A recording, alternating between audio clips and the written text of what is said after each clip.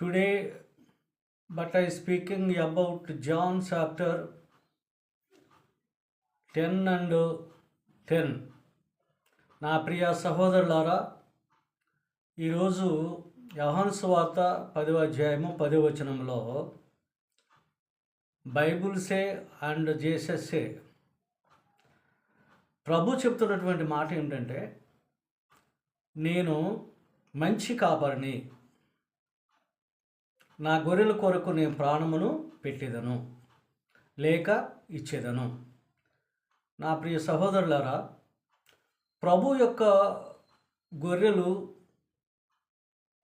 ప్రభు యొక్క స్వరము వినును, ప్రభు యొక్క నడవడి ఆయన వెంబడించును, ఆయన మాట వినును. ప్రభు ఏం చేస్తున్నాడు? తన యొక్క మందను కాపాడుసు కాయుసు ఓ మంచి కాపరిగా పేరు తెచ్చుకొని ఆ మందకు ఓ మంచి యజమానుడిగా ఉన్నాడు.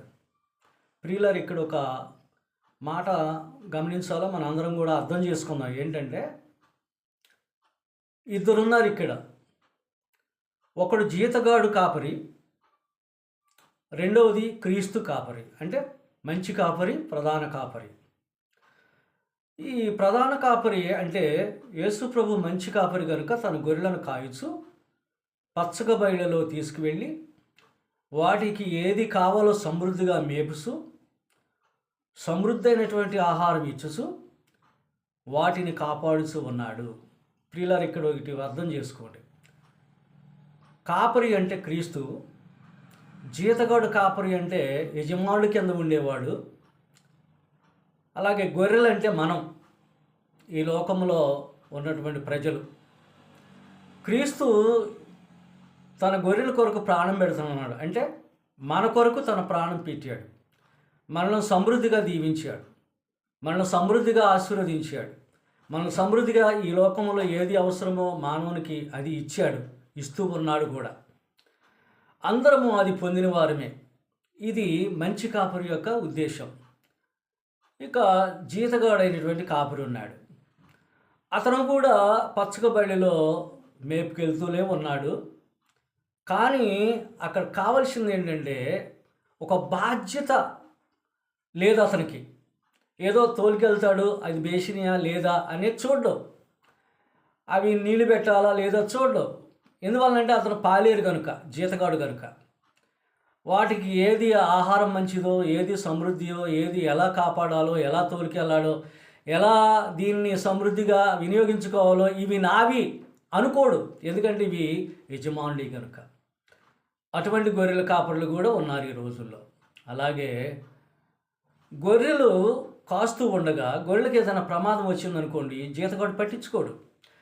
అదే సొంతవాడు అనుకోండి, యేసు ప్రభు తన గొర్రెలను పట్టించుకుంటాడు. గాయాలైనప్పుడు కట్లు కడతాడు, వ్యాధులు వచ్చినప్పుడు, బాధలు వచ్చినప్పుడు స్వస్థతనిస్తాడు, ముడతాడు, వాటిని అవసరమైతే తన భుజాల పని ఎత్తుకుంటాడు.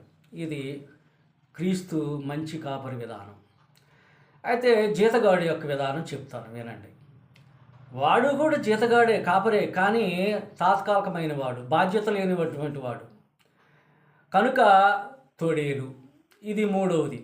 తోడేలు అనగా సాతాను. ఈ లోకంలో ప్రజలను వణికిస్తూ ఉంది, ప్రజలల్లా తిరుగుతూ ఉంది, ప్రజలకు ఇబ్బంది కలిగిస్తూ ఉంది, వ్యాధులు తెప్పిస్తూ ఉంది, రోగాలల్లా మరణాలు కూడా తెప్పిస్తూ ఉంది, పాపం చేయడానికి ఎక్కువగా ప్రోత్సాహం చేస్తుంది ఈ తోడేలనే సాతాను. ఇది జీతగాడి యొక్క గొర్రెల మందలోనికి వచ్చి విచ్ఛేదం చేసి వాటిని చంపివేసి తినడానికి ప్లాన్ చేస్తుంది. అప్పుడు జీతగాడు ఏం చేస్తాడు? దాని మీద పోరాటం చేయడు. అతను చూసి, సాతాను చూసి, అంటే తొడేలను చూసి ఆ యొక్క జీతగాడు పారిపోతాడు. అప్పుడు మరి మందేమైపోవాలండి? అందువల్ల ప్రియులారా గమనించండి, ఈ లోకంలో సాతాను అనే యొక్క తొడేలు ప్రవహిస్తూ జనాలను చెడగొడుతూ, జనాల్లో అనేకమైనటువంటి పాప విషయాలు సమకూరుస్తూ, మారుమనసు లేకుండా, మంచి లేకుండా, అలాగే విశ్వాసం లేకుండా, అలాగే ప్రార్థన లేకుండా చేస్తుంది ఈ రోజుల్లో. అందుకనే సాతానుకి ఎప్పుడూ అవకాశం ఇవ్వకోకండి. ఇదిగో నేనున్నాను, నేను మంచి కాపుని, మీ కొరకు నా ప్రాణం పెడుతున్నాను, మిమ్మల్ని ప్రేమించేవాడిని నేను, మీ కొరకే నేను మరణించడానికి వచ్చాను. మిమ్మల్ని స్వస్థపరిచేవాడిని నేనే, మిమ్మలను ఆదరించేవాడిని నేను, కాపాడేవాడిని నేను, దీవించేవాడిని నేనని చెప్తున్నాడు ప్రభు. ప్రియులారా, సహోదరి సహోదరులారా, నా క్రైస్తవ బిడ్డలారా, గమనించండి. మంచి కాపరిని నమ్మండి. ఆయన ప్రాణం పెట్టడానికి వచ్చాడు, మన పాపాలన్నీ తొలగించడానికి వచ్చాడు, మనల్ని శుద్ధులుగా చేయడానికి వచ్చాడు. ఎవరి చేత గాయం పడనివ్వడు, ఎవరి చేత ఇబ్బందులు రానివ్వడు, ఏ విధానంలో ఏ రోగము రానివ్వడు. ఆయన తన కాపరత్వాన్ని మనందరిపైన ఉంచాడు. ఆయన తన రెక్కల చాటున మంచి గొర్రెలుగా మనల్ని సరిదిద్ది మనల్ని సమృద్ధిగా దీవించిన దేవుడు యేసు ప్రభు ఒక్కడే. నమ్మండి, ఆయన యందు విశ్వాసం ఉంచండి.